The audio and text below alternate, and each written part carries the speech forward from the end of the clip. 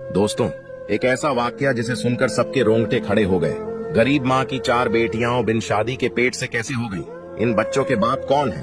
ये वाकया सारे गांव वालों को हिलाकर रख दिया। कैसे एक ही घर की 4 जवान बेटियां हामला हो गईं? ये दिल दहला देने वाला वाकया जरूर सुने। वीडियो को एक लाइक करें और चैनल को सब्सक्राइब जरूर करें। दोस्तों, एक बेवा औरत थी जिसकी 7 खूबसूरत बेटियां थीं। उसका बेटा कोई नहीं था और 7 ही बेटियां बहुत खूबसूरत थीं। इस बूढ़ी औरत की 7 बेटियां बहुत नेक थीं। इस औरत ने अपनी बेटियों को बहुत अच्छी तालीम दिलवाई थी। उनकी जिंदगी में कयामत तब आई जब उस बूढ़ी माँ की बड़ी 4 बेटियां हामला हो गईं। और हैरत की बात तो यह थी कि इन 4 बेटियों को पता ही नहीं था कि उनके साथ यह गलत हरकत किसने की है। और जब इस कहानी का खुलासा होगा कि इन 4 लड़कियों को प्रेग्नेंट करने वाला कौन था, तो आपके भी पैरों के नीचे से जमीन खिसक जाएगी। कहानी कुछ यूं है कि एक बार बादशाह का दरबार लगा हुआ था और बादशाह अपने दरबार में बैठे सभी फरियादियों की फरियाद सुन रहा था। इन्हीं लोगों के बीच एक बूढ़ी औरत रोती हुई आई, जिसके चेहरे पर उदासी छाई हुई थी।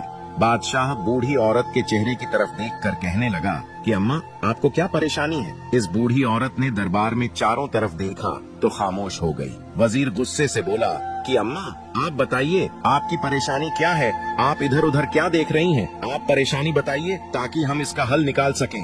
बूढ़ी औरत बादशाह से रोकर कहने लगी कि बादशाह सलामत, मेरा जो मसला है मैं वो सबके रहते हुए सबके सामने नहीं बता सकती। मैं सिर्फ आपको अकेले को ही बताऊंगी, क्योंकि मैं बेवा औरत हूँ। मेरा कोई बेटा नहीं है और मैं अपनी 7 बेटियों के साथ अकेली रहती हूँ। अगर मैं अपनी परेशानी सबके सामने आपको बताती हूँ तो मुझे डर है कि मेरी बेटियों को कल को कोई मसला न हो जाए, कोई आधी रात को मेरे घर न घुस आए। इसलिए मैं आपको अपनी परेशानी अकेले में बताना चाहती हूँ। ये सुनकर बादशाह काफी परेशान होकर सोचने लगा कि यहाँ इतने बड़े बड़े मसले लेकर लोग आए हैं और उन्होंने सबके सामने बताया है। आखिर इस औरत का ऐसा क्या मसला है जो यह औरत सबके सामने नहीं बताना चाहती? बादशाह बोला कि आप अपनी परेशानी मुझे बताइए। ये सारे आदमी मेरे भरोसे के आदमी हैं। आपको कोई भी नुकसान नहीं पहुंचाएगा। वह दुखी बूढ़ी औरत रोकर बोली कि नहीं बादशाह सलामत, नहीं, मैं आपको अकेले ही वह बात बताऊंगी। तो बादशाह उठ खड़ा होता है और कहता है कि इस औरत को मेरे कमरे में लेकर आओ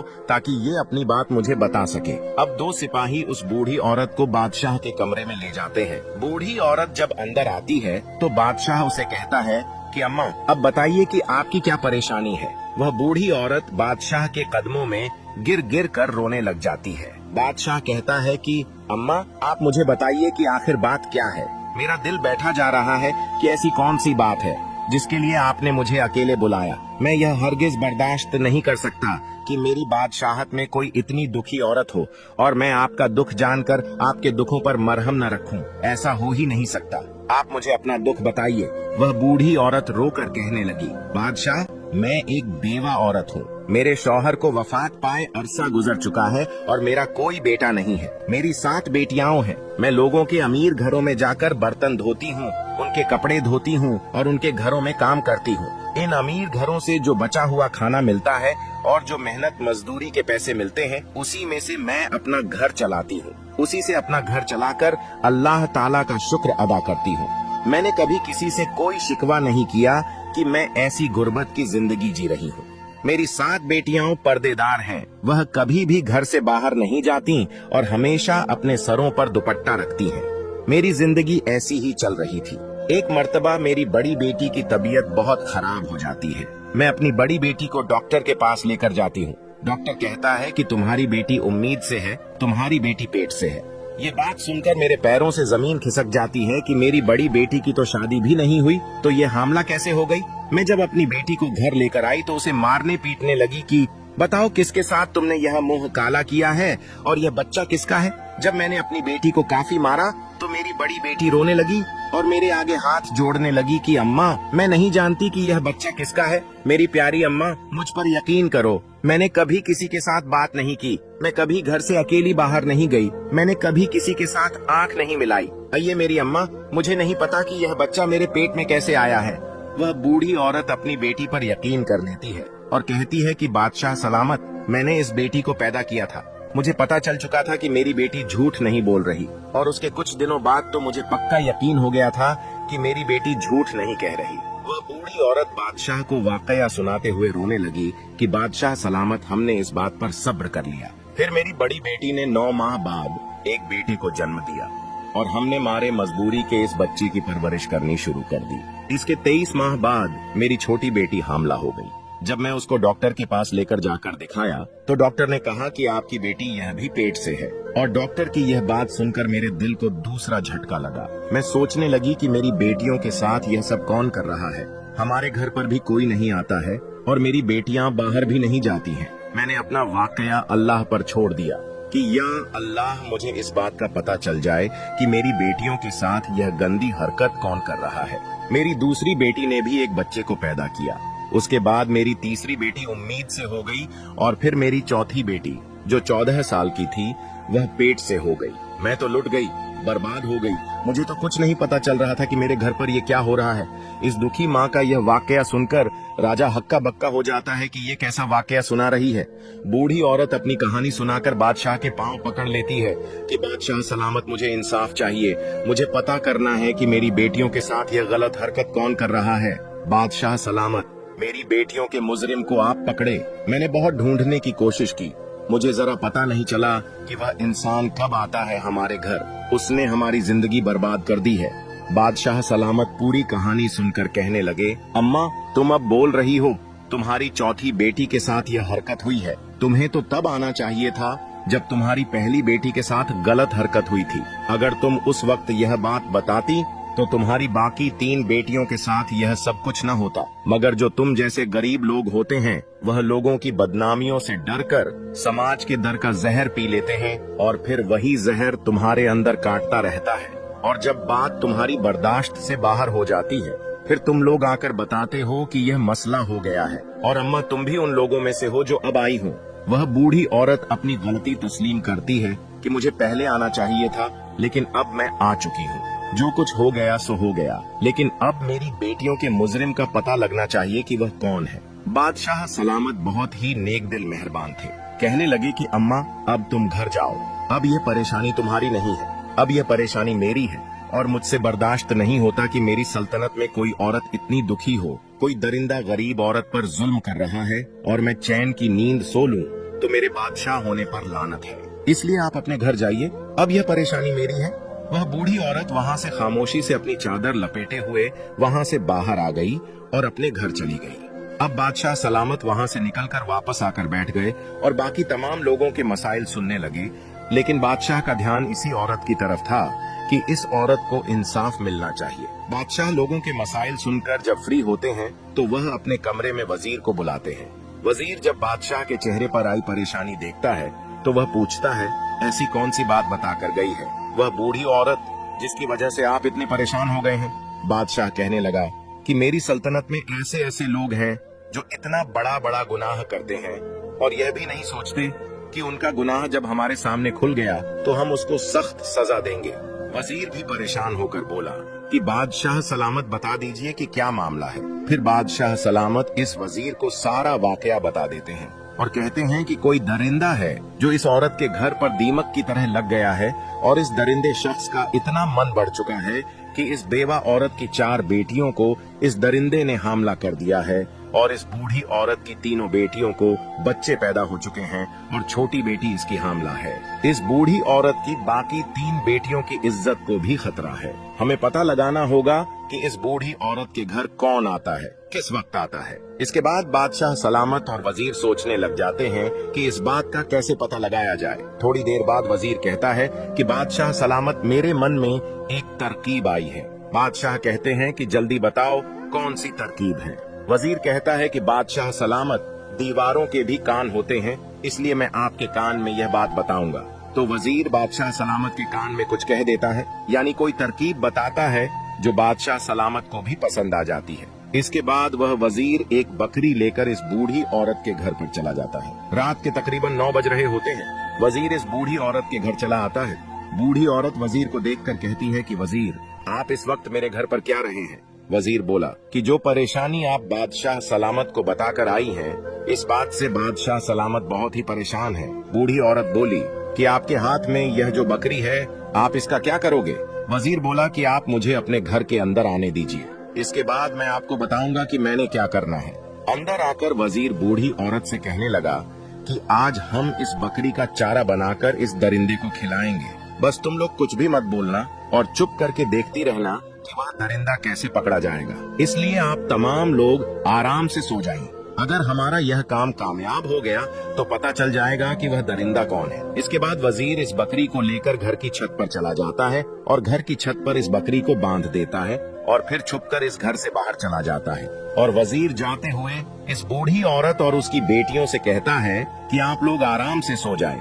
ये मत सोचिए कि आप लोगों को किसी तरह का कोई नुकसान पहुंचेगा। और वजीर 2 सिपाहियों को बोल देता है कि इस बूढ़ी औरत के घर के आसपास पहरा लगाओ। वजीर बूढ़ी औरत और उन लड़कियों को तमाम बात समझा देता है कि तुम्हारे घर में ऐसी कोई भी आवाज नहीं आनी चाहिए जिससे पता चल जाए कि हमने जाल बिछाया हुआ है। उसके बाद वजीर बादशाह के पास से महल में चला जाता है। बादशाह उसी बात को लेकर काफी परेशान होते हैं। बादशाह वजीर से कहते हैं कि वजीर, तुमने इस बकरी को वैसे ही पहुंचा दिया है जैसे हम चाहते थे। तो वजीर बोला कि जी बादशाह सलामत, मैंने इस बकरी को वहीं पर बांध दिया है और अपने मकसद के मुताबिक मैं सारा काम कराया हूँ। वजीर कहने लगा कि बादशाह सलामत, अब आप भी सो जाइए। बादशाह कहने लगे कि मैं कैसे सो सकता हूँ, वह मजलूम औरतें हैं, उन पर जुल्म हो रहा है। मुझे ऐसे में नींद नहीं आएगी जब तक मैं इस जालिम शख्स को पकड़ के उसको सजा न दे दूं। बहरहाल जब आधी रात का वक्त आता है तो उस बूढ़ी औरत के घर के आसपास एक साया सा लहराता है। वह शख्स घर की छत पर आकर और छत में से वह सहन में आ जाता है।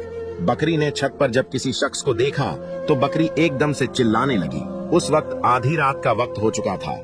हर तरफ सन्नाटा छाया हुआ था और आधी रात को बकरी की आवाज दूर दूर तक गूंज रही थी।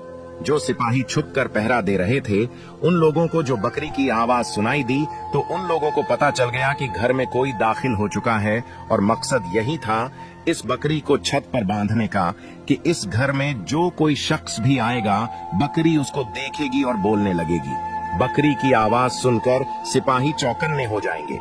जब वह शख्स घर के कमरे में आया तो सिपाहियों को भी पता चल गया। बकरी के बोलने से और बाकी इन बूढ़ी औरत और उसकी बेटियों को भी पता चल गया कि बकरी बोल रही है। इसका मतलब है कि घर में कोई गुस्सा है। वह भी चौकन्ने हो जाती है।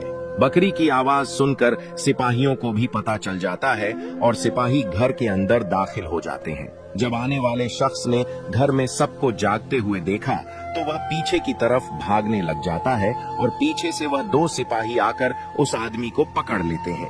इस आदमी ने अपने चेहरे पर काला कपड़ा लपेटा हुआ था ताकि इस आदमी को कोई पहचान न सके। जब इन सिपाहियों ने इस आदमी के चेहरे से कपड़ा हटाया तो वह बूढ़ी औरत और उसकी बेटियां हैरान हो जाती हैं। आखिरकार सुबह हो गई। बादशाह का दरबार लगा हुआ था और वह आदमी घुटने टेक कर बादशाह के सामने बैठा हुआ था। इस आदमी के हाथों को हथकड़ियां लगी हुई थीं। इस वक्त इस आदमी का चेहरा अच्छे से दिखाई नहीं दे रहा था। वह बूढ़ी औरत और उसकी बाकी 7 बेटियां भी जाग जाती हैं। बादशाह सलामत बाकी तमाम लोगों को बाहर भेज देते हैं। अब सिर्फ वह मुजरिम, बादशाह सलामत, वजीर, बूढ़ी औरत और उसकी बेटियां वहां पर मौजूद थी। बादशाह सलामत उस शख्स से कहने लगा कि क्यों भाई, अब इतना तो बता दे कि तुझे मेरा खौफ नहीं रहा कि जब यह तुम्हारा जुर्म पकड़ा जाएगा तो तुम्हारी सजा मौत से कम नहीं होगी।